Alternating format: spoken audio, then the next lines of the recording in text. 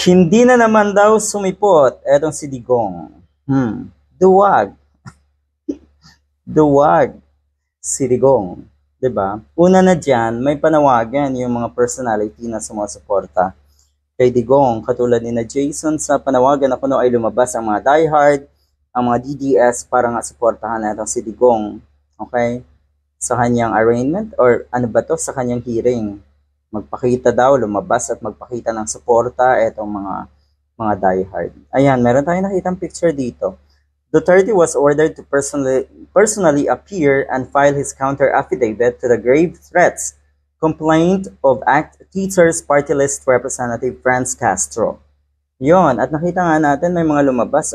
Aray ko po, ang dami. Joke lang. Okay, so ito na yon. Ito na yung mga diehard. Sino ba itong mga ito? Nagpabayad na naman, bayaran na naman, Diyos ko po naman. Hindi na kayo nahiya sa mga ganitong pautot niyo na kung may mga supporters. Pero ang totoo niyan, mga bayaran. Nakakatawa. Support Sara anyway, kung ano man. So sa second hearing, hindi na naman daw sumipot etong si Digong. Yan. Nung first hearing, anong rason na hindi daw niya alam? Okay? Wala daw atang na-receive na notice.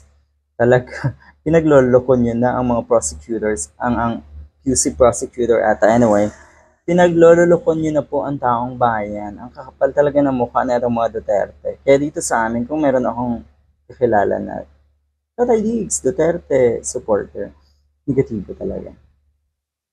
Ewan talaga. Unbelievable. Okay, hindi na naman dumating si Duterte. House Deputy Minority Leader and ACT Teachers Party List Representative Franz Castro reacts to former President Rodrigo Duterte's absence during the second preliminary hearing on his grave threats complaint. So ngayon, ano naman kaya ang maging rason palusot na itong si Duterte? Diba? Totoo, matindi yung panawagan na suportahan daw at yun nga, sisipot na daw si Duterte sa second hearing. Kaya naglabasan na itong mga uto-uto na ito para nga magpakita ko na ng suporta.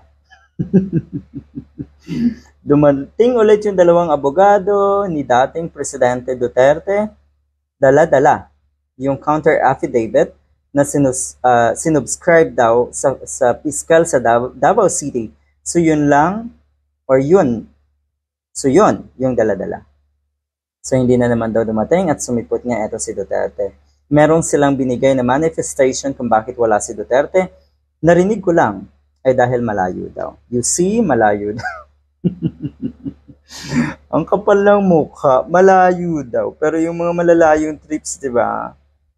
Akala ko ba you all have the power, you all have the means to go to places. Hindi pa po ito hearing ng ICC. Pero ayan, at ang kalaban nyo dito ay babae.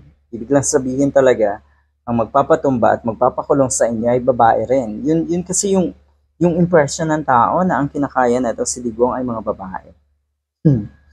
Good luck. Good luck. Ano kayang mangyayari sa susunod na hearing? Naandyan pa ba yung mga diehard, ilang diehard na dumating nga nung second hearing?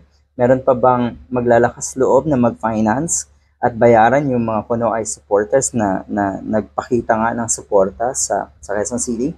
Anyway, good luck ulit.